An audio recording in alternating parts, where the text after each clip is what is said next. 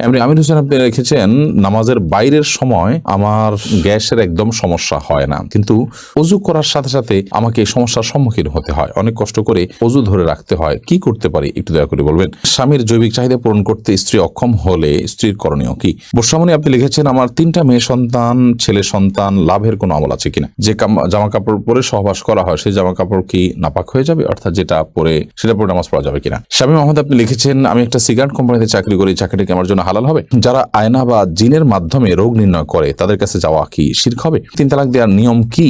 পালক মেয়ের সাথে নিজের পেটের ছেলের বিয়ে দেওয়া যাবে কিনা? প্রথম স্বামীকে তালাক না দিয়ে দ্বিতীয়বার বিবাহ করলে তা জায়েজ হবে কি? দ্বিতীয় বিয়ে যদি জায়েজ না হয় তাহলে প্রথম স্বামী তার জন্য জায়েজ থাকবে কিনা দয়া করে জানাবেন।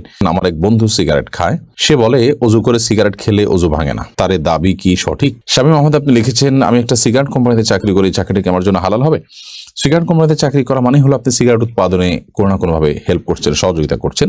আর আল্লাহ তাআলা বলেছেন, ওয়ালা তাআওয়ানু আলাল ইসমি ওয়াল উদওয়ান, পাপের কাজে, সীমালঙ্ঘনের কাজে তোমরা একে অন্যের সহযোগিতা করো না। বিধায় আপনার জন্য এটি জায়েজ হবে না আপনি সিগারেট কোম্পানিতে চাকরি করবেন, কারণ এটি রীতিমতো সে একটা হারাম প্রোডাকশন তৈরি করছে, সেখানে সহযোগিতা করা শামিল। রাকিবুল ইসলাম আপনি লিখেছেন, যারা আয়না বা জিনের মাধ্যমে রোগ নির্ণয় করে তাদের কাছে যাওয়া কি শিরক হবে? খুব জটিল একটা জায়গা আসলে। জিনের আশ্রয় নেওয়াকে অনেক উলামায়ে কেরাম নাজায়েজ বলেছেন, এবং সেটাতে আয়না ইত্যাদি ব্যবহার করা, এগুলো করে করে দেখা, এটাকে অনেক উলামায়ে কেরাম নাজায়েজ বলেছেন। মূলত বিভিন্ন আলামত থেকে আপনার ব্ল্যাক ম্যাজিক বা জিনের উপদ্রব এটি চিহ্নিত করে এরপর কোরআন কারীমের আয়াত, দোয়া ইত্যাদির মাধ্যমে, আজকার ইত্যাদির মাধ্যমে শেফা বা আরোগ্য লাভের বা ট্রিটমেন্টের আপনি উদ্যোগ গ্রহণ করবেন, সেটি হলো মূলত শরিয়া সম্মত পদ্ধতি। আব্দুর রহিম আপনি লিখেছেন, 3 তালাক দেওয়ার নিয়ম কি? আপনি যদি আপনার স্ত্রীকে 3 তালাক দিতে হয় তাহলে যেই পবিত্রতায়, অর্থাৎ মাসিক হওয়ার পর যে নতুন পিরিয়ড, পবিত্রতার পিরিয়ড শুরু হয়েছে, সেই পিরিয়ডে তার সাথে শারীরিক কোনো সম্পর্ক করা ছাড়া আপনি একটা তালাক দিবেন। এরপর একটা মাস চলে যাবে, আপনি আবার তাকে কখনো একটা তালাক দিবেন। এভাবে 3 দফা 3টা তালাক দিবেন তাকে, অথবা একটা তালাক দিয়ে আপনি ছেড়ে দিবেন, এটি সবচেয়ে উত্তম।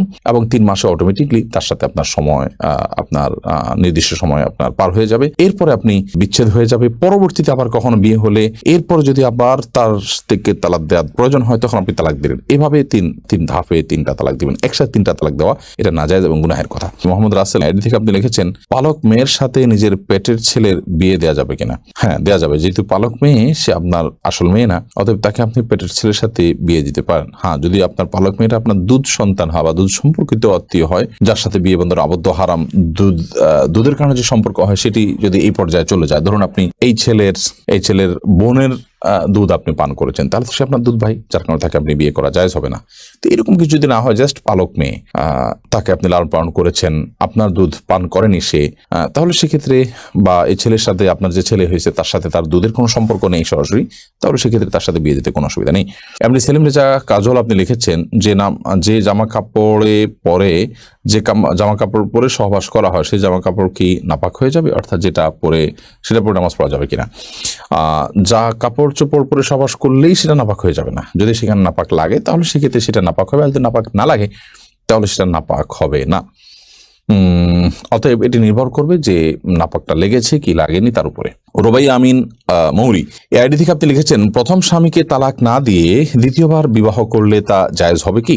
দ্বিতীয় বিয়ে যদি জায়েজ না হয় তাহলে প্রথম স্বামী তার জন্য জায়েজ থাকবে কিনা দয়া করে জানাবেন। প্রথম স্বামীর সাথে যদি বিচ্ছেদ না হয় তাহলে দ্বিতীয়বার যদি কোনো নারী বিয়েতে আবদ্ধ হন তাহলে সেটি জায়েজ হবে না, পরে বিয়েটা বাতিল হিসেবে গণ্য হবে, এটা বিয়েই না, যার কারণে সেটি আপনার কার্যকরী হবে না। আর দ্বিতীয় বিয়ে জায়েজ না থাকার কারণে আপনার প্রথম স্বামীর স্ত্রী হিসাবে তিনি বলবৎ আছেন এবং সেটাই থাকবেন, এবং সেখানে বিয়ে শাদীর কোনো কিছুর প্রয়োজন নাই, কারণ পর বিয়েটা তো হয় নাই, ওটা হওয়া না হওয়া সমান। বিধায় প্রথম বিয়েটাই বলবৎ আছে এবং সেটার আলোকে তারা স্বামী স্ত্রী হিসাবে জিনাতিপাত করবেন এবং তারা একসাথে বসবাস করবেন। সারিয়া বাপ্পি আপনি আইডি থেকে লিখেছেন, আমার এক বন্ধু সিগারেট খায়, সে বলে অজু করে সিগারেট খেলে অজু ভাঙে না, তার দাবি কি সঠিক?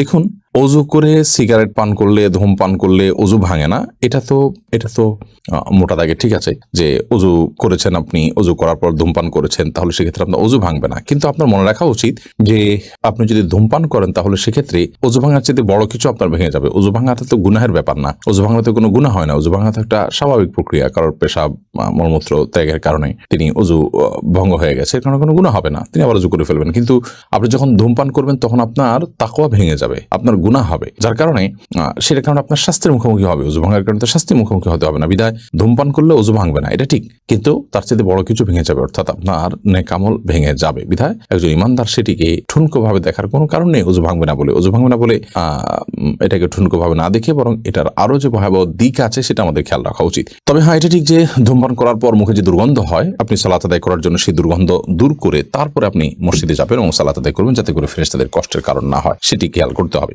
শান্তা আক্তার, আপনি লিখেছেন, আমার স্বামী অন্যায়ভাবে তার মায়ের কথায় আমাকে এক তালাক দেয়। এখন সে ভুল বুঝতে পেরে আবার ফিরতে চায়, কিন্তু তার মায়ের অন্যায় জেদ এখনো বিরাজমান, আমায় মানবে না। এখন করণীয় কি? মা যদি অন্যায়ভাবে তাকে তালাক দিতে বলে এবং মায়ের কথায় প্ররোচিত তিনি এটি করে থাকেন, তাহলে একটা তালাক দিয়েছেন যেহেতু তিনি আবারও তার সাথে ঘর করার সুযোগ আছে। যদি 3 মাস পার হয়ে থাকে তাহলে এখন আগদ পরিণতন বিয়ের মাধ্যমে আপনারা একসাথে থাকতে হবে। যদি 3 মাস না পার হয়ে থাকে তাহলে এখনই আপনারা শুধুমাত্র মৌখিক প্রত্যাহারের মাধ্যমে একে অন্যের সাথে থাকতে পারবেন। আপনার শাশুড়ি তিনি যদি অন্যায়ভাবে আপনার উপর অসন্তুষ্ট হন, ধরুন তার যৌতুকের ডিমান্ড আছে বা অন্য এমন ডিমান্ড আছে যেটি আসলে শরিয়া গ্রাহ্য নয়, তাহলে সেটি না পূরণ হওয়ার কারণে তিনি আপনার উপর অসন্তুষ্ট যদি হয়, তাহলে সেক্ষেত্রে আপনার স্বামী আপনার সাথে ঘর করতে পারেন এবং সংসার করতে পারেন, কোনো অসুবিধা নেই।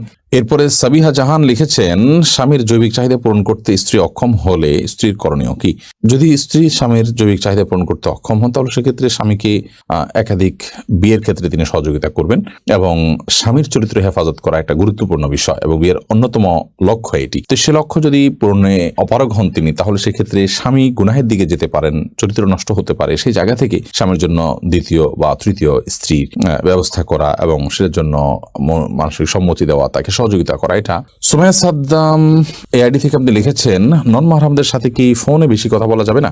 প্রয়োজনীয় কথা আপনি বলতে পারেন, সেক্ষেত্রে আপনি কথার মধ্যে কোমলতা সৃষ্টি করবেন না, কারণ আপনি কণ্ঠের মধ্যে যখন কোমলতা সৃষ্টি করবেন, আপনি যখন নরম সুরে কথা বলবেন, তখন সেক্ষেত্রে আল্লাহ তাআলা কোরআনে কারীমে যেটি বলেছেন যে ফায়াতমাউল্লাযী ফি কলবিহি মারাদ, যাদের অন্তরে রোগ আছে তারা আপনার এর কারণে তাদের অন্তরের মধ্যে বাজে চিন্তা আসবে এবং লোভ তৈরি হবে, গুনাহ হবে, জল্পনা কল্পনা হবে। সেজন্য আল্লাহ বলেছেন ফালা তাখদা'না বিল কওল, তোমরা কথা বললে পরনারীর সাথে পরপুরুষের সাথে যখন তোমাদের কথা বলতে হবে, ফালা তাখদা'না বিল কওল, তোমরা কথাকে কোমল করবে না। বিধায় আপনি কোমল করবেন না, এছাড়া কথা আপনি বলতে পারেন, কিন্তু প্রয়োজন ছাড়া বেহুদা কথাও বলতে পারবেন না। যেমন আপনি লম্বা চড়া আলাপ করলেন অপ্রয়োজনীয় কথা, সেগুলো আস্তে আস্তে আপনাকে মন্দ দিকে নিয়ে যেতে পারে বা তার মনের মধ্যে কোনো গুনাহের ভাব উদ্রেক করতে পারে। বর্ষামণি আপনি লিখেছেন, আমার 3টা মেয়ে সন্তান, ছেলে সন্তান লাভের কোনো আমল আছে কিনা? আপনি রব্বি হাবলি মিনাস সলিহিন এই দোয়া পড়তে পারেন, রব্বি লা তাযারনি ফারদা ওয়া আনতা খায়রুল ওয়ারিসিন এই দোয়া পড়তে পারেন। এই সমস্ত দোয়ার মাধ্যমে আল্লাহ তাআলা আপনাকে নিঃসন্তান লাভ করার সুযোগ দিবেন ইনশাআল্লাহ বিইذنিল্লাহ।